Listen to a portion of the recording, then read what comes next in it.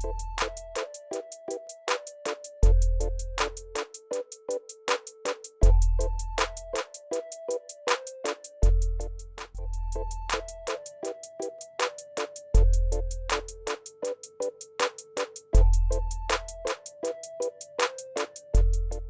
student friends, now I am feeling pleasure to introduce my friend Sivaram Botla, a senior faculty of Polity.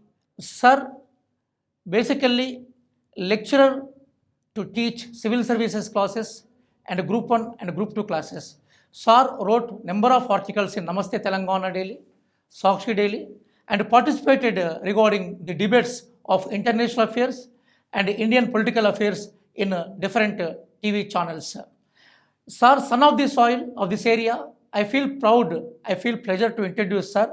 Sir's book, the book regarding Indian Constitution, particularly Indian polity. It is basically a direction. The book is not a book, it is a direction for the every competitive aspirant who are getting preparation for UPSC to group services to police services to teacher services to the upcoming notification of municipal ward officers. వాస్తవంగా బొట్ల శివరాం గారు ఒక senior faculty మెంబర్గా తన అనుభవాన్ని అంతా జోడించి ఒక అద్భుతమైన పుస్తకాన్ని రాశారు. ఈరోజు ఫైవ్ మంత్ర వేదిక ద్వారా, five Mantra career point channel ద్వారా మన విద్యార్థి లోకానికి రీసెంట్గా యూపీఎస్సీ ఎగ్జామ్ కండక్ట్ చేసిన సివిల్ సర్వీసెస్ ప్రిలిమినరీ ఎగ్జామ్లో పొలిటికల్ సైన్స్ క్వశ్చన్స్ ఎక్కువ సుమభాగం ఉన్నాయి. ఆ సుమభాగంలో ఉన్న క్వశ్చన్స్ మీద సార్ అనాలిసిస్ చేస్తారు. నిజానికి సివిల్ సర్వీస్ క్వశ్చన్ పేపర్ అనేది ఒక దిక్సూచి లాంటిది. భారతదేశంలో జరిగే ప్రతి public service commission exam civil service పేపర్నే క్రైటీరియాగా తీసుకుంటుంది. కాబట్టి సార్ ఆధ్వర్యంలో ఈరోజు సివిల్ సర్వీస్ ఎగ్జామ్ పేపర్లో అడగబడిన political science polity questions analysis ఏదైతుందో భవిష్యత్తులో మీరు ప్రిపేర్ అయ్యే ప్రతి క్వశ్చన్కి అది ఒక కరదీపికలాగా ఉపయోగపడుతుంది. నిజంగా మా ఆహ్వానాన్ని మన్నించి five Mantra career point channel ద్వారా ఈ అనాలిసిస్ చేసేందుకు సార్ తన ప్రీసియస్ టైం ఇచ్చారు. సార్కి మళ్ళొకసారి ఫైవ్ మంత్ర కెరీర్ పాయింట్ ఛానల్కి సంబంధించి ఈ కోణంలో నేను అకాడమిక్ డైరెక్టర్గా సార్కి స్వాగతం పలుకుతూ kindly utilises the service of Shivaram Botla sir. In future also we are going to have lot of classes from you.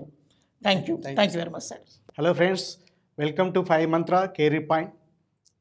నా పేరు శివరాజం బొట్ల. ఆల్రెడీ మన రిఎస్ఆర్ గారు పరిచయం చేయడం జరిగింది, మీకు నా ఇన్ఫర్మేషన్ అంతా ఇవ్వడం జరిగింది. ఈరోజు మనం ఈ మధ్య కండక్ట్ చేసిన union public service commission conduct చేసిన civil service examination, CSAT examination, అది నథింగ్ బట్ ప్రిలిమినరీ ఎగ్జామినేషన్కి సంబంధించి పాలిటీ బిట్స్ ఏ విధంగా వచ్చాయి, వాటి యొక్క రైట్ ఆన్సర్ ఏంటో తెలుసుకుందాం. ఇది భవిష్యత్తులో ఐఏఎస్ ఎగ్జామినేషన్ రాసే అభ్యర్థులకు మరియు గ్రూప్ 1, గ్రూప్ 2 ఎస్ఐ కానిస్టేబుల్స్ రాసే, అదేవిధంగా డిఎస్సి టెట్ ఎగ్జామినేషన్స్కి ప్రిపేర్ అయ్యే అభ్యర్థులకు కూడా ఈ విశ్లేషణ అనేది ఉపయోగపడుతుంది. ఐఏఎస్ స్టాండర్డ్లో, సివిల్ సర్వీస్ స్టాండర్డ్స్లో పాలిటీ బిట్స్ ఏ విధంగా వస్తున్నాయో వాళ్ళకి ఒక అవగాహన ఏర్పడుతుంది. ఆన్సర్ చేయాలంటే ఏ విధంగా సాల్వ్ చేయాలో అవగతం అవుతుంది. ఫస్ట్ బిట్ చూద్దాం, ఏమని ఉందో చూద్దాం. ఫస్ట్ బిట్ రాజ్యసభ గురించి, లోక్సభ గురించి అడిగాడు. ఏమడిగాడు? Rajya Sabha has equal powers with Lok Sabha in అన్నాడు. తెలుగులో ఏంటో చూద్దాం. మనకి పార్లమెంటరీ సిస్టంలో రెండు సభలు ఉంటాయి. ఒకటి రాజ్యసభ, రెండవది Lok Sabha.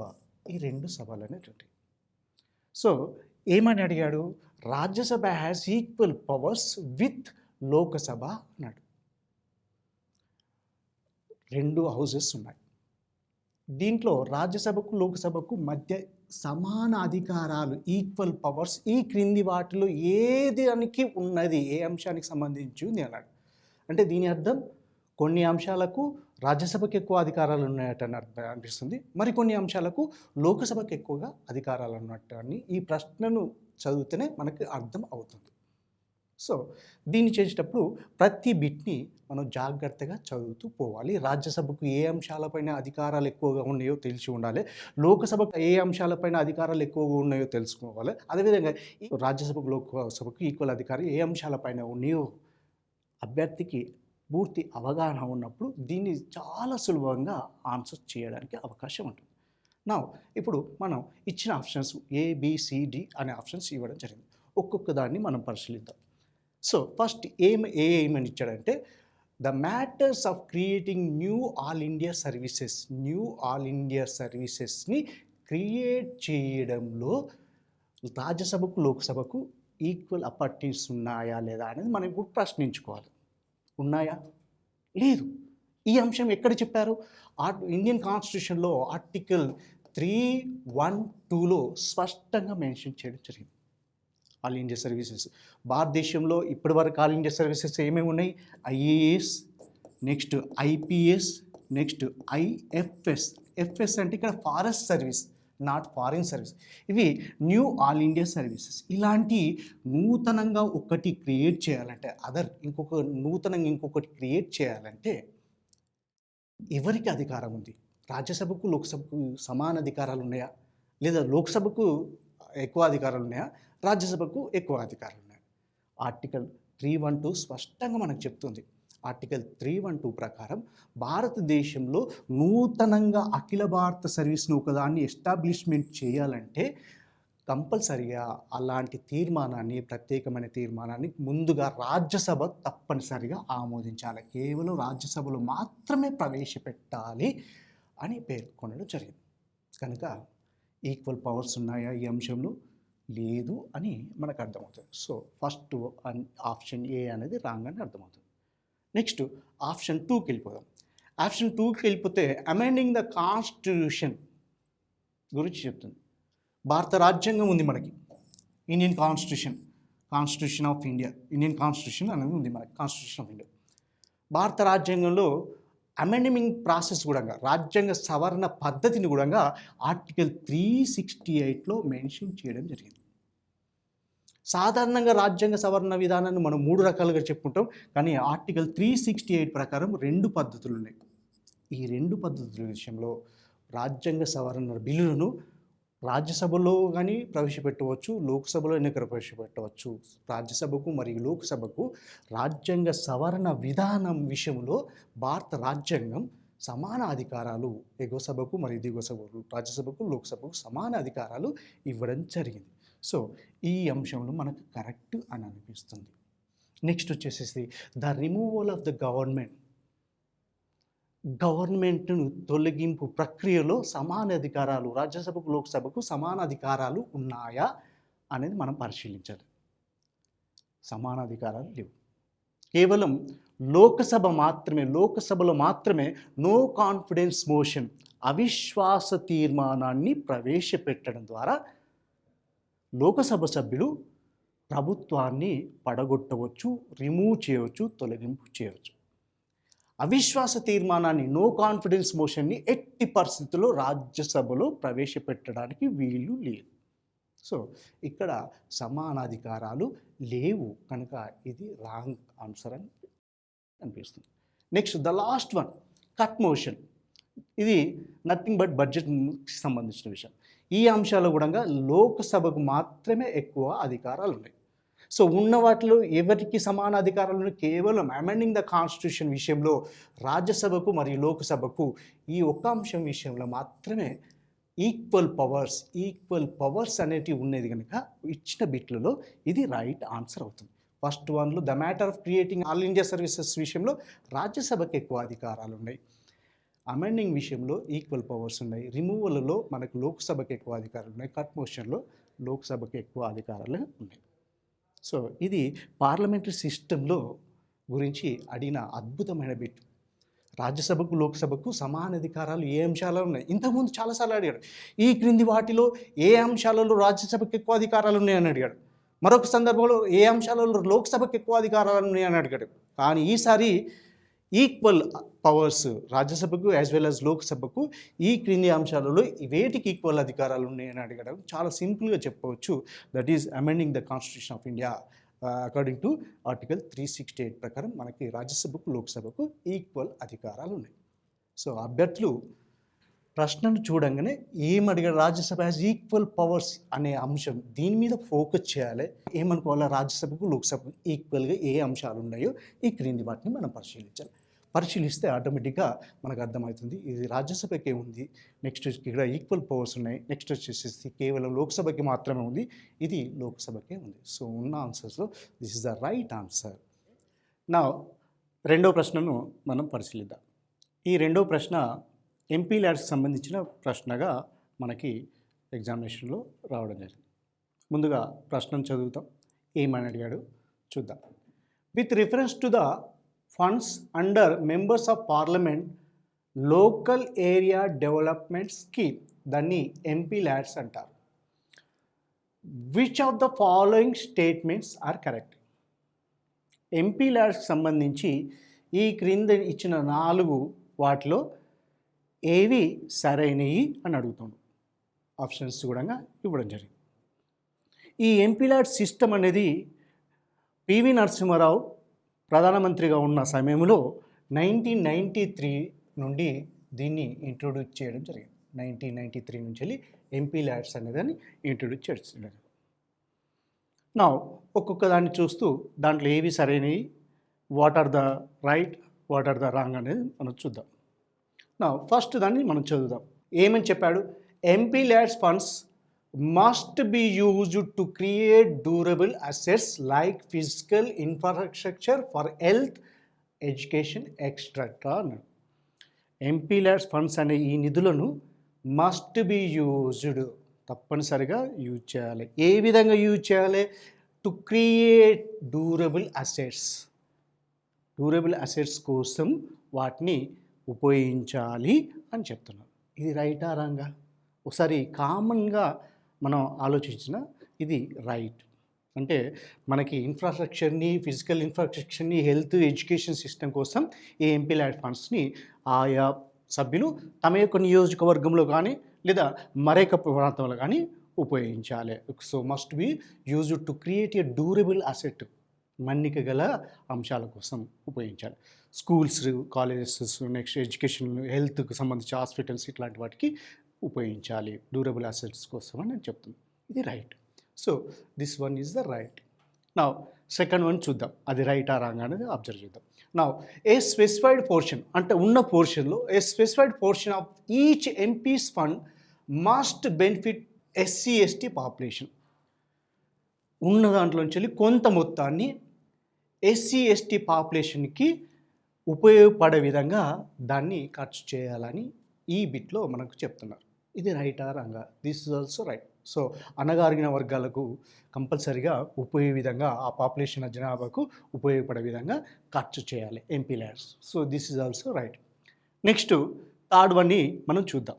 Third one, MP LAD funds are sanctioned on yearly basis. Okay, that's right. Up to ఇక్కడ వరకు కరెక్ట్గా ఉంది. And the unused funds cannot be carried forward to the next year అన్నాడు. ఇది రాంగ్. కెనాట్ బి క్యారీడ్ అనేది wrong. Can be carry forward. Next వచ్చే సంవత్సరానికి, అంటే ఈ సంవత్సరం ఖర్చు పెట్టిన ఈ అమౌంట్ని మరొక సంవత్సరం, వచ్చే సంవత్సరానికి క్యారీ ఫార్వర్డ్ చేసుకునే వెసులుబాటు, ఫ్లెక్సిబిలిటీ అనేది ఎంపీ ల్యాడ్ సిస్టమ్ ఈ ఫండ్స్ విషయంలో ఉంది. కనుక ఇది cannot be carried forward to the next year అన్నాడు కనుక ఇది రాంగ్. నా ఫోర్త్ వన్ చూద్దాం. ఫోర్త్ వన్ ఏమన్నాడు? The district authority must inspect at least 10% of all works under implementation of every year అన్నాడు. Yes, that's compulsory. Checks and balance system అనేది ఉంటుంది. District authority, maybe collector or some other persons కంపల్సరీగా with the MP తోటి కంపల్సరీగా inspect చేయడం జరుగుతుంది. So this is also మనకి right. So ఉన్న దాంట్లో మనకు థర్డ్ అనేది రాంగ్, ఫస్ట్, సెకండ్, ఫోర్త్ అనేది రైట్. కనుక ఫస్ట్, సెకండ్, ఫోర్త్ అనేది మనకు ఫోర్త్లో ఉంది కనుక ద రైట్ ఆన్సర్ అని వచ్చేసి D is the right answer. Fundamental rights సంబంధించిన ప్రశ్న ఇది. ఏం అడిగాడు ఏంటి అని చూద్దాం. Which of the following categories of fundamental rights incorporate protection against untouchability as a form of discrimination అన్నాడు. మనకి ఫండమెంటల్ రైట్స్ అనేది భారత రాజ్యాంగంలో 3వ భాగంలో ఉందని అందరికీ తెలుసు. 6 ప్రాథమిక హక్కులు మనకి ఉన్నాయి. దాంట్లో అన్టచబిలిటీ అనేది కూడా ఒక ఫండమెంటల్ రైట్గా ఉంది. అది మొదటి ఫండమెంటల్ రైట్గా ఉంది. అది దేంట్లో ఉంది?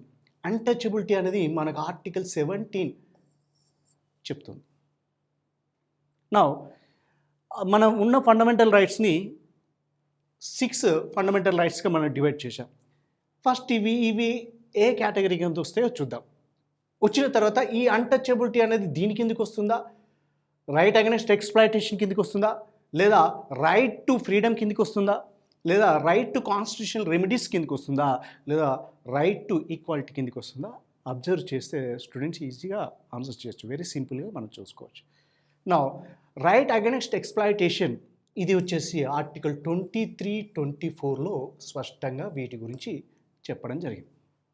నా రైట్ టు ఫ్రీడమ్ ఏ ఆర్టికల్స్లో ఉంది? ఫండమెంటల్ రైట్స్లో మనకి సెకండ్ దాంట్లో 19 నుంచి వెళ్ళి మనకి 22 వరకు ఉంది.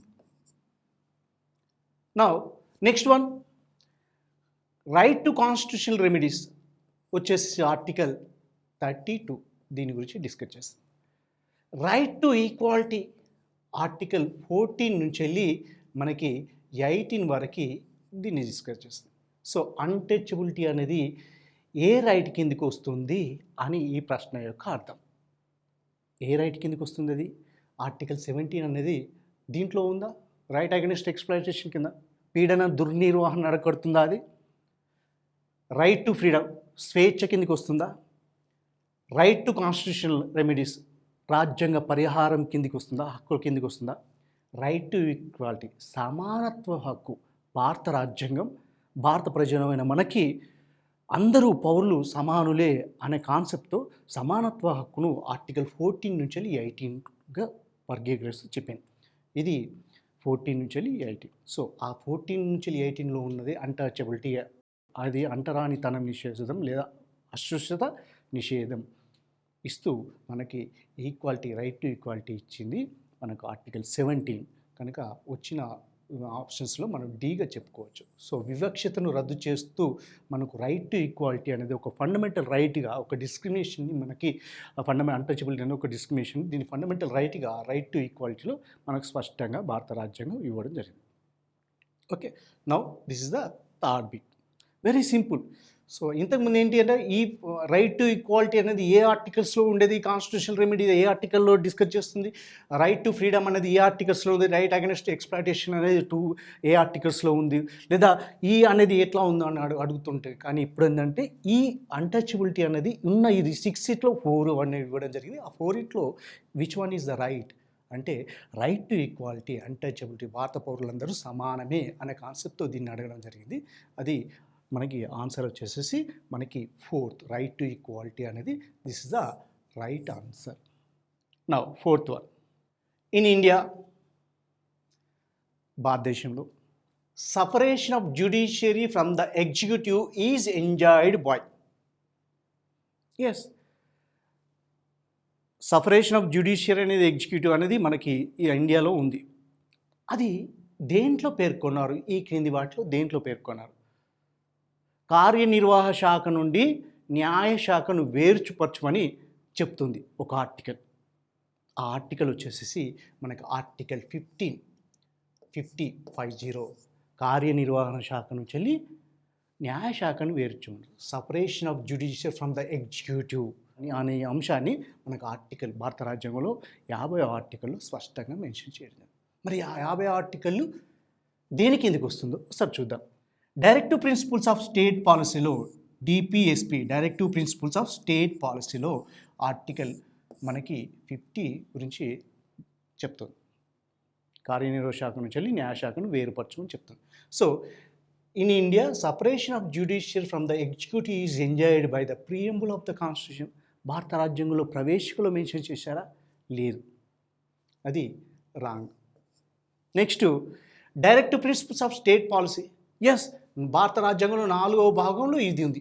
ఆ 4వ భాగంలో ఆర్టికల్ 50లో సపరేషన్ of judiciary from the executive అనే అంశాన్ని స్పష్టంగా 50 ఆర్టికల్లో మనకి స్పష్టంగా మెన్షన్ చేయడం జరిగింది. This is the right answer. This is the right. P is the right. నా సిడి అనేది మరి రైట్ ఆరాంగా సరే చూద్దాం, అవసరం లేదు చూద్దాం. 7th షెడ్యూల్ లిస్ట్ గురించి కేంద్ర జాబితా, రాష్ట్ర జాబితా, ఉమ్మడి జాబితా గురించి డిస్కస్ చేస్తుంది. This is the wrong. Conventional practice, the conventional practice, this is also wrong. So very simple question, చాలా సింపుల్. సివిల్ సర్వీస్లో అడిగిన అతి సులభమైన ప్రశ్నగా మనం దీన్ని చెప్పుకోవచ్చు. నా 5th బిట్ని చూద్దాం.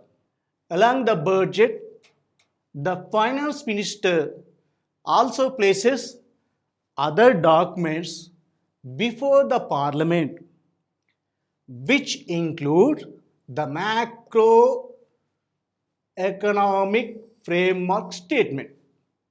The aforesaid documents is presented because this is mandated by అని అడగడం జరిగింది. ఫైనాన్స్ మినిస్టర్ సాధారణంగా బడ్జెట్ని ప్రవేశపెడతాడు. బడ్జెట్ని ప్రవేశపెట్టేటప్పుడు కంపల్సరీగా the macro economic framework statement అనేదాన్ని కూడా ప్రజెంట్ చేస్తాడు.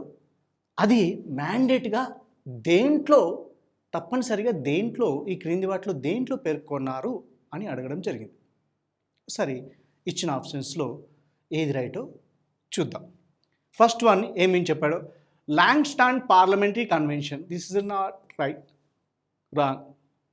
Second one article 112 and article 110 sub clause 1 of the constitution of India అని అన్నాడు. ఇది this is also wrong. Article 113 of the constitution of India, this is also wrong. Next, provision of the physical responsibility and budget management act 2003, this is the right answer. ఈ చట్టం parliament 2003లో చేయడం జరిగింది. ఆ చట్టం ప్రకారం ఈ అంశం అనేది మ్యాండేట్. కానీ ఆర్టికల్ మనకి 112లో కానీ, ఆర్టికల్ 110లో కానీ, ఆర్టికల్ 113లో కానీ మనకు చెప్పడం లేదు. 112 అనేది ఫైనాన్షియల్ స్టేట్మెంట్ గురించి చెప్తుంది. 110 అనేది మనీ బిల్ గురించి డిస్కస్ చేస్తుంది. ఎకనామిక్ సర్వే అనే విషయం గురించి ఇది డిస్కస్ చేస్తుంది. సో ఈ దీంట్లో వేటిలో కూడా అది మెన్షన్ చేయడం లేదు. So the right answer is provisions of the physical responsibility and budget management act అనేది భారత పార్లమెంట్ చేసిన ఈ చట్టంలో మెన్షన్ చేయడం జరిగింది. దాని ప్రకారం అది మ్యాండేట్గా అవుతుంది. నా 6th పరిశీలిద్దాం. ఏ constitutional government by definition is a, ఇందులో ఏదే అని అడుగుతాను. రాజ్యాంగబద్ధమైన ప్రభుత్వం నిర్వచనం ప్రకారంగా ఈ క్రింది వాటిలో దేన్ని రాజ్యాంగబద్ధమైన ప్రభుత్వం అంటారు? అంటే రాజ్యాంగబద్ధమైన ప్రభుత్వం యొక్క లక్షణం ఏది అని ఇండైరెక్ట్గా దీన్ని అడగడం జరిగింది. ప్రభుత్వం, భారతదేశంలో ప్రభుత్వం అనేది ఉంటుంది. భారతదేశంలో ప్రభుత్వం ఉంటుంది, కేంద్ర ప్రభుత్వం ఉంటుంది, రాష్ట్ర ప్రభుత్వాలు ఉంటాయి. ఇవన్నీ ఏ విధంగా ఎన్నుకోబడుతుంది? రాజ్యాంగం ప్రకారం, భారత రాజ్యాంగ ప్రకారం, కాన్స్టిట్యూషన్ ప్రకారం, ఇండియన్ కాన్స్టిట్యూషన్ ప్రకారంగా ఎన్నుకోబడతాయి. ఏ విధంగా రన్ అవుతాయి? ఇండియన్ కాన్స్టిట్యూషన్ ప్రకారం రాస్తుంది. సో కాన్స్టిట్యూషనల్ గవర్నమెంట్ అంటే గవర్నమెంట్ బై లెజిస్లేచరా, పాపులర్ గవర్నమెంటా, మల్టీ పార్టీ గవర్నమెంటా, లిమిటెడ్ గవర్నమెంటా అని అడగడం జరిగింది. దీనికి రైట్ ఆన్సర్ ఏంటంటే లిమిటెడ్ గవర్నమెంట్. రాజ్యాంగబద్ధమైన ప్రభుత్వాలకు అపరిమిత అధికారాలు ఉండవు. ఎలాంటి అధికారాలు ఉంటాయి? తాము ఎక్సర్సైజ్ చేసే ఈ పవర్స్ అనేది as per the constitution of India రాజ్యాంగ పరిధిలో నడవాల్సి ఉంటుంది, అనుసరించాల్సి ఉంటుంది కనుక, నిర్వహించాల్సి ఉంటుంది కనుక దాన్ని లిమిటెడ్ గవర్నమెంట్ అంటే అల్టిమేట్ గవర్నమెంట్ కాదు, లిమిటెడ్ గవర్నమెంట్ అంటారు. So constitution government is nothing but a limited government అంటారు. మల్టీ పార్టీ సిస్టమ్ అనేది కాన్స్టిట్యూషన్ గవర్నమెంట్లో ఉండొచ్చు, ఉండకపోవచ్చు, కంపల్సరీగా మ్యాండేటరీ కాదు. నెక్స్ట్ పాపులర్ గవర్నమెంట్ అనేది కూడా కాదు. నెక్స్ట్ గవర్నమెంట్ బై లెజిస్లేషన్ అనేది కూడా రైట్ ఆన్సర్ కాదు. సో కాన్స్టిట్యూషనల్ గవర్నమెంట్ అంటే రాజ్యాంగబద్ధమైన ప్రభుత్వానికి ఎలాంటి అధికారాలు ఉంటాయంటే లిమిటెడ్ గవర్నమెంట్. ఎందుకంటే ఆ ప్రభుత్వాలు అనేది రాజ్యాంగబద్ధంగా ఎన్నుకోబడితే రాజ్యాంగబద్ధమైన పరిపాలన చేస్తుంది. రాజ్యాంగబద్ధమైన పరిపాలన పరంగా పరిమితమైన అధికారాలు ఉంటాయి. So that is nothing but constitution is government is nothing but a limited గవర్నమెంట్గా మనం చెప్పుకోవచ్చు. పబ్లిక్ అడ్మినిస్ట్రేషన్కి సంబంధించిన బిట్గా మనం దీన్ని చూడవచ్చు. 7th one, other than the fundamental rights, ప్రాథమిక హక్కులు కాకుండా, which of the following parts of the constitution of India, ఈ క్రింది వాటిలో reflect or reflects the principles and provisions of the universal declaration of human rights. 1948లో universal declaration of human rights అనేది చేయడం జరిగింది. ప్రపంచ మానవ హక్కుల దినోత్సవం ప్రతి సంవత్సరం December 10 మనం జరుపుకుంటాం. ప్రాథమిక హక్కులలో, భారత రాజ్యాంగంలోని ప్రాథమిక హక్కులలో కాకుండా మానవ హక్కుల గురించి ఈ క్రింది భాగాలలో ఏ భాగంలో ఆ ఫండమెంటల్ అంటే ప్రాథమిక హక్కులు, హ్యూమన్ రైట్స్ అంటే మానవ హక్కులు ఉన్నాయి అని అడగడం జరిగింది. దీనికి ఆన్సర్ చేయాలంటే దీంట్లో ఉన్నాయా అభ్యర్థికి అవగాహన ఉండాలి. నా ప్రియంబుల్ గురించి డిస్కస్ చేద్దాం. ఎస్, ప్రియంబుల్లో ఉన్నాయా లేవా? ఉంది. ఎలా ఉంది? ఎక్కడ ఉంది? ఏమని చెప్పారు ప్రియంబుల్లో? సామాజిక, ఆర్థిక, రాజకీయ న్యాయాన్ని అందించమని చెప్తుంది. జస్టిస్ దేంట్లో అని చెప్తుంది? సోషియో ఎకనామిక్ పొలిటికల్ ఇష్యూలో. సో జస్టిస్, సాంఘిక, ఆర్థిక, రాజకీయ న్యాయం, హ్యూమన్ రైట్స్, మానవ హక్కులు కనుక ప్రియంబుల్లో ఉంది. ఇది right. Next, directive principles of state policy. Yes, ఇది కూడా దీంట్లో కూడా మనకి ఎన్నో ఉన్నాయి. ఏంటి? సంపద కొద్దిమంది చేతులలో కేంద్రీకృతం కాకుండా ఉండాలని చెప్తుంది. నెక్స్ట్, ప్రభుత్వం అనుసరించాల్సిన కొన్ని విధానపరమైన సూత్రాలను చెప్తుంది. దేశంలో సామాజిక, ఆర్థిక, రాజకీయ న్యాయాన్ని అందించే వ్యవస్థ కోసం ప్రభుత్వాలు కృషి చేయమని మనకి ఆర్టికల్ 38 చెప్తుంది. కనుక హ్యూమన్ రైట్స్, మానవ హక్కులు డైరెక్టివ్ ప్రిన్సిపల్స్ ఆఫ్ స్టేట్ పాలసీలో కూడా ఉన్నాయి. మరి ఫండమెంటల్ డ్యూటీస్, ప్రాథమిక విధులు, భారత రాజ్యాంగం ప్రారంభంలో ఇది లేదు. ఎప్పుడుంది? 42వ రాజ్యాంగ సవరణలో 1976లో 42వ రాజ్యాంగ సవరణ 1976లో దీన్ని ప్రవేశపెట్టడం జరిగింది. ప్రతి తల్లిదండ్రి లేదా సంరక్షకు తమ యొక్క పిల్లలకు ప్రాథమిక విద్యను అందించే దానికి కృషి చేయమని చెబుతుంది. ప్రతి వ్యక్తి సైంటిఫిక్ టెంపర్ అంటే ఉన్నత విజ్ఞానాన్ని, శాస్త్రీయ దృక్పథాన్ని అలవర్చుకోమని చెప్తుంది. ప్రతి వ్యక్తి తాను ఉన్న స్థాయి నుంచి వెళ్ళి అత్యున్నతమైన శిఖరాలకు అధిరోహించమంటుంది. ఎడ్యుకేషన్ గురించి చెప్తుంది. సో ఫండమెంటల్ డ్యూటీస్లో కూడా మనకి ఉంది. ఆర్టికల్ 50 దేంట్లో ఉంది? ఇది ఆర్టికల్ 51A 1 to 11 వరకు ఉన్నాయి. దాంట్లో మళ్ళీ A నుంచి వెళ్ళి K వరకు. సో మనకి హ్యూమన్ రైట్ డిక్లరేషన్లో పేర్కొన్న ఈ అంశాలు other than the fundamental rights, ప్రాథమిక హక్కులలో కాకుండా which of the following parts of the Constitution of India reflect or reflects the principles and provisions of Universal Declaration of Human Rights, మానవ హక్కులకు సంబంధించి ఆ అంశాలు దేంట్లో ఉన్నాయని అడిగాడు. దేంట్లో ఉన్నాయి? మనకి ప్రియంబుల్లో ప్రవేశికలు, భారత రాజ్యాంగ ప్రవేశికలు కనిపిస్తున్నాయి. నెక్స్ట్, డైరెక్టివ్ ప్రిన్సిపల్స్ స్టేట్ పాలసీలో ఉంది, ఫండమెంటల్ డ్యూటీస్లో ఉన్నాయి. So all are the right. So 3 రైట్గా దేంట్లో ఉంది? This is the right answer. So ఈ ప్రశ్నకి జవాబు వచ్చి D 1, 2, 3. Now 8th bit.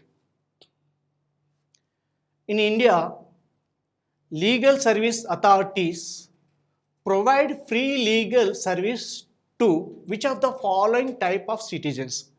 భారతదేశంలో లీగల్ సర్వీస్ అథారిటీస్ ఎవరికి, ఏ భారతీయులకు ఫ్రీ లీగల్ సర్వీస్ని అందిస్తుంది అని ప్రశ్న అడగడం జరిగింది. ఇది కొంచెం డిఫికల్ట్ అయిన క్వశ్చన్గా చెప్పుకోవచ్చు.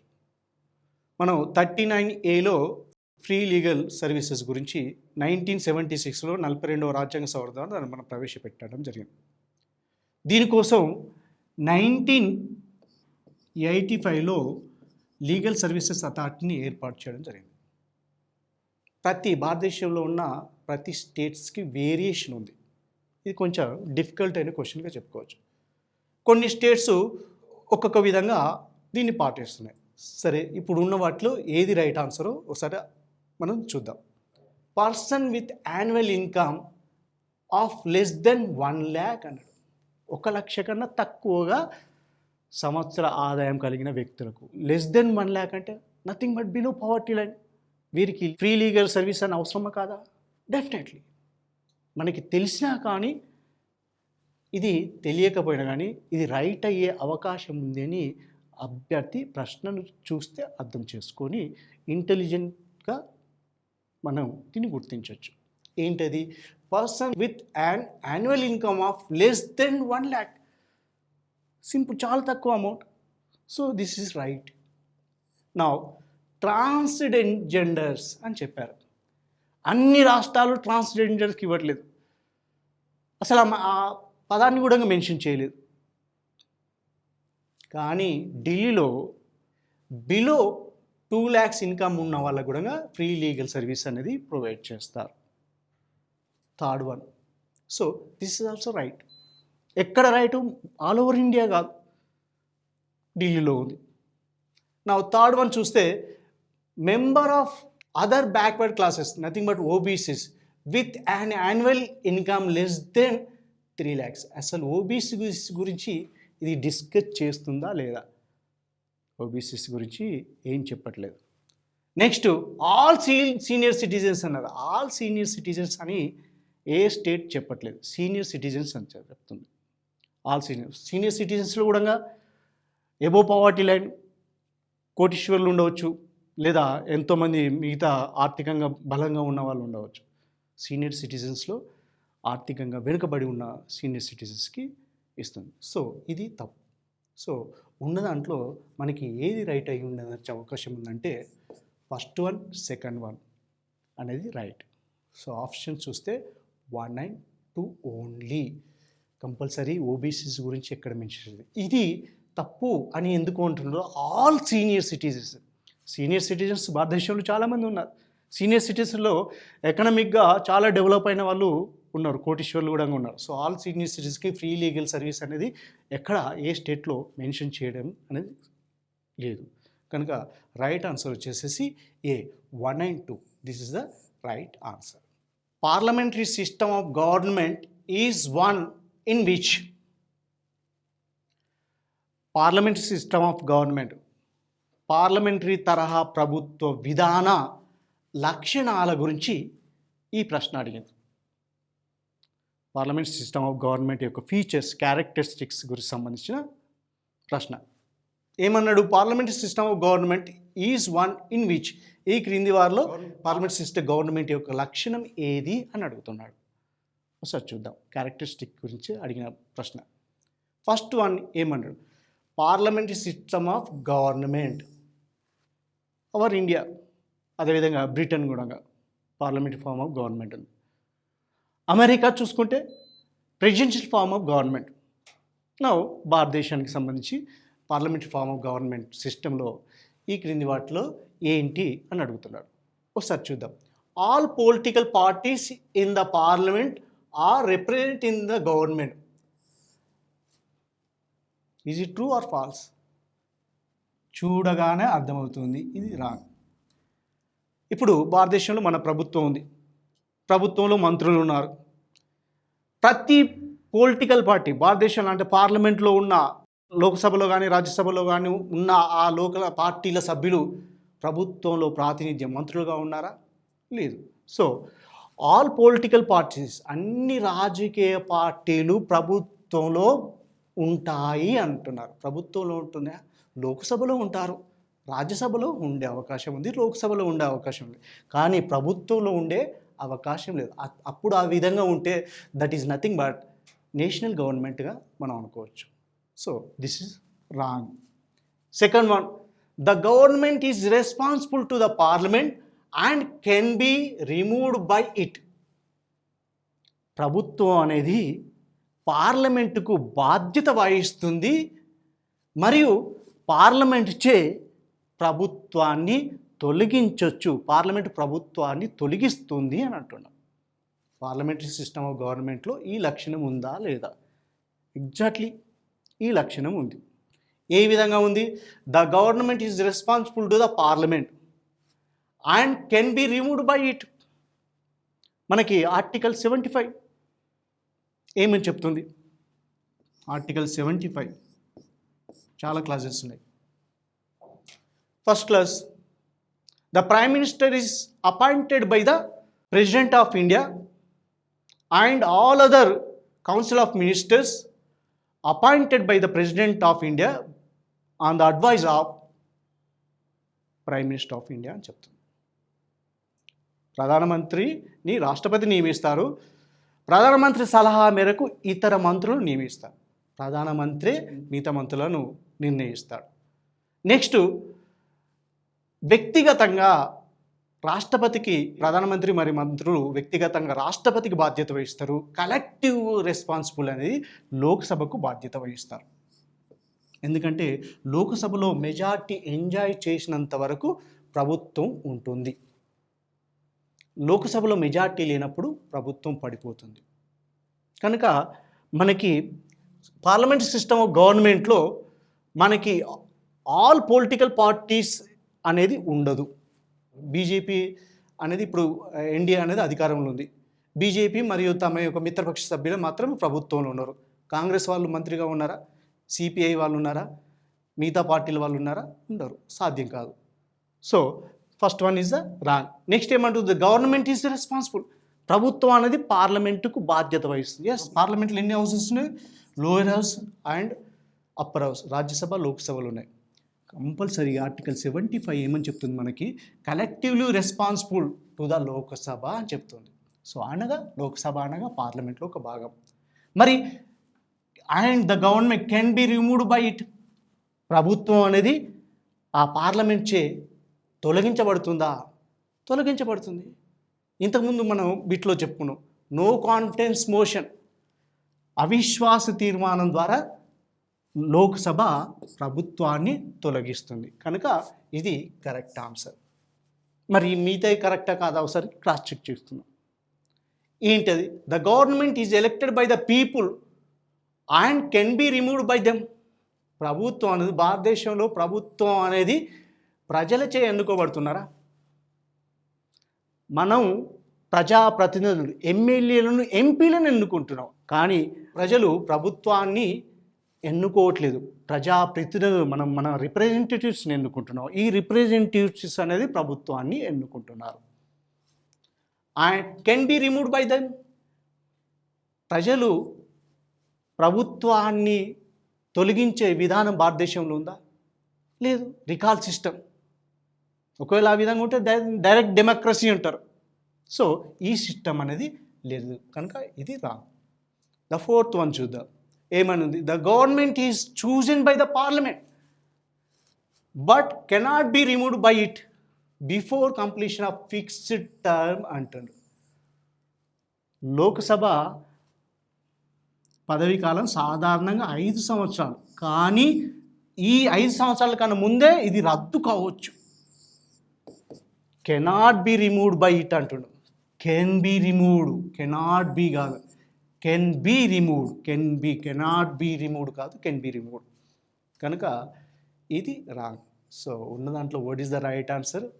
పార్లమెంట్ సిస్టమ్ ఆఫ్ గవర్నమెంట్ ఏమిటి అంటే, the government is responsible to the parliament. ప్రభుత్వం అనేది పార్లమెంటుకు అనగా లోక్సభకు బాధ్యత వహిస్తుంది, మరియు పార్లమెంటు అనగా లోక్సభచే తొలగించబడుతుంది. ఇది పార్లమెంటరీ సిస్టమ్ యొక్క ముఖ్య లక్షణంగా మనం చెప్పుకోవచ్చు. రైట్?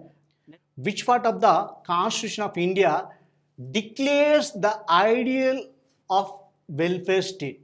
డిక్లేర్స్ పేర్కొంటుంది. వెల్ఫేర్ స్టేట్, సంక్షేమ రాజ్యం. భారతదేశం వెల్ఫేర్ స్టేట్ అని చెప్పుకోవచ్చు. India nothing but welfare state అని చెప్పుకోవచ్చు. సంక్షేమ రాజ్య స్వభావాన్ని తెలియజేస్తుంది. ఈ క్రింది వాటిలో ఇది ఏం తెలియజేస్తుంది? భారత రాజ్యాంగంలో ఈ అంశాలన్నీ ఉన్నాయి. ఈ టాపిక్స్లో వెల్ఫేర్ స్టేట్ గురించి ఈ టాపిక్ డిస్కస్ చేస్తుందా, ఈ టాపిక్ చెప్తుందా, ఈ టాపిక్ చూద్దాం. Nothing but very straightforward question. Directive principle of state పాలసీలో వెల్ఫేర్ స్టేట్ గురించి చెప్తుంది. ఫండమెంటల్ రైట్స్, వ్యక్తులకు వ్యక్తిగత స్వేచ్ఛ, స్వతంత్రం, ఫండమెంటల్ రైట్స్ ఇస్తుంది. గవర్నమెంట్ అడ్మినిస్ట్రేషన్ చేసేటప్పుడు డైరెక్టివ్ ప్రిన్సిపల్స్ ఆఫ్ స్టేట్ పాలసీని చూడండి, అందులో వెల్ఫేర్ చూడండి. So A is the right answer. Preamble welfare state exactly కాదు. 7th షెడ్యూల్ లిస్ట్ గురించి చెప్తుంది. So what is the right answer? Directive principle of state policy అనేది welfare state గురించి చెప్తాను. This is the right answer. Consider the following statements. దేని గురించి ఉందో చూద్దాం. The constitution of India defines its basic structure in terms of federalism, secularism, fundamental rights and democracy అని. మళ్ళొకసారి చూద్దాం దాన్ని. The constitution of India defines, నిర్వచించింది, భారత రాజ్యాంగం నిర్వచించింది. దేని గురించి? బేసిక్ స్ట్రక్చర్, మౌలిక స్వరూప సిద్ధాంతం గురించి నిర్వచనం ఉంది అని అంటుంది. ఆ ఏ అంశాలలో? Federalism, secularism, fundamental rights and democracy అని అంటుంది. చూద్దాం. భారత రాజ్యాంగంలో నిర్వచనం, బేసిక్ స్ట్రక్చర్ థియరీ అనే నిర్వచనం ఎక్కడా లేదు. This is the basic structure అని ఇండియన్ కాన్స్టిట్యూషన్లో ఎక్కడ, ఏ పార్ట్లో కానీ, ఏ ఆర్టికల్లో కానీ మెన్షన్ చేయలేదు. ఇది ఏ విధంగా వచ్చిందో చూద్దాం. సో డిఫైన్స్ అనేది లేదు, డిఫైన్స్ నిర్వచనం అనేది లేదు. బేసిక్ స్ట్రక్చర్ అంటే ఇది అనే నిర్వచనం ఎక్కడా లేదు. మరి బేసిక్ స్ట్రక్చర్ గురించి ఎక్కడ పేర్కొన్నారంటే మనకి కేశవానంద భారతి కేసులో సుప్రీంకోర్టు బేసిక్ స్ట్రక్చర్ థియరీ గురించి డిస్కస్ చేయడం జరిగింది. ఎస్ఆర్ బొమ్మే కేసుల గురించి వీటి గురించి డిస్కస్ చేయడం జరిగింది. రాజ్యాంగంలో బేసిక్ స్ట్రక్చర్ థియరీ అనే విషయం లేదు. ఇవన్నీ basic structure. Federalism also basic structure, secularism, fundamental rights, democracy ఇవన్నీ basic. Parliament system of government that is also basic structure of the Indian constitution చెప్పుకోవచ్చు. కానీ డిఫైన్స్ నిర్వచనం ఉంది. బేసిక్ స్ట్రక్చర్ యొక్క నిర్వచనం, డెఫినేషన్ అనేది భారత రాజ్యాంగంలో లేదు కనుక ఇది wrong. Next, the constitution of India provides for judicial review to safeguard the citizens liberties and to preserve the ideals on which the constitution is based. ఇక్కడ ప్రొవైడ్స్ అని చెప్పారు, డిఫైన్ చెప్పలేదు. ఇక్కడ ఒకవేళ డిఫైన్స్ అనే బదులు అక్కడ ప్రొవైడ్స్ అంటే దట్ ఈస్ రైట్ ఆన్సర్ అవుతుంది. ప్రతి పదాన్ని జాగ్రత్తగా పరిశీలించాలి. ఇక్కడ ప్రొవైడ్స్ అని ఉండా అది రైట్ ఆన్సర్ అవుతుంది. డెఫినేషన్ డిఫైన్స్ అని అన్నారు కనుక ఇది wrong. First one. Second one రైటా రాంగా చూద్దాం. కాన్స్టిట్యూషన్ ఆఫ్ ఇండియా, భారత రాజ్యాంగం ప్రొవైడ్స్ ఏర్పాటు చేసిందా, కల్పించిందా? ఏంటది? జ్యుడిషియల్ రివ్యూ, న్యాయ సమీక్ష. దేనికోసం? సేఫ్గార్డ్, సంరక్షణ కోసం. వేటి గురించి? పౌరుల యొక్క స్వేచ్ఛ గురించి ఏమైనా సంరక్షణ చేసిందా, ఏర్పాటు చేసిందా అని అడుగుతాను. ఎస్, భారత రాజ్యాంగంలో మనకి ఆర్టికల్ 13 అదేవిధంగా 32 కూడా మనకి జ్యుడిషియల్ రివ్యూ గురించి చెప్తుంది. ప్రభుత్వాలు, కేంద్ర ప్రభుత్వం శాసనాలను, చట్టాలను చేస్తుంది. ఆ చట్టాలు అనేది భారత రాజ్యాంగంలో 3వ భాగంలో పేర్కొన్న ప్రాథమిక హక్కులకు, అంటే పౌరులకు భారత రాజ్యాంగం కల్పించిన ప్రాథమిక హక్కులకు వ్యతిరేకంగా ఉంటే అవి చెల్లనేరవు, నల్ అండ్ వాయిడ్ అని ప్రకటించే అధికారం సుప్రీంకోర్టుకు ఆర్టికల్ 13 ప్రకారం ఇవ్వడం జరిగింది. So this is the right answer. ఏమని చెప్పింది? Constitution of India provides for judicial. Yes, ఆ ఏర్పాటు ఉంది. కానీ నిర్వచనం బేసిక్ స్ట్రక్చర్ ఇది, భారత రాజ్యాంగంలో బేసిక్ స్ట్రక్చర్ ఇది అని ఎలాంటి నిర్వచనం లేదు. సుప్రీంకోర్టు యొక్క జడ్జిమెంట్స్ అనుగుణంగా ఇది బేసిక్ స్ట్రక్చర్ అని మనం చెప్పుకుంటాం. ఏంటి అని basic structure? Parliament system of government అనేది బేసిక్ స్ట్రక్చర్, డెమోక్రసీ అనేది, అదేవిధంగా నెక్స్ట్ ఫెడరలిజం, సెక్యులరిజం ఇవన్నీ మనకు బేసిక్ స్ట్రక్చర్గా చెప్పుకోవచ్చు. కానీ నిర్వచనం మాత్రం రాజ్యాంగంలో లేదు కనుక ఇది తప్పు అవుతుంది. The first, second one is the right. So ఉన్న దాంట్లో only second is the right. The constitution of India provides for judicial review to safeguard the citizens liberties, స్వేచ్ఛ గురించి అదేవిధంగా కాన్స్టిట్యూషన్లో ఉందా అంటే తప్పకుండా మనకి second is the right answer.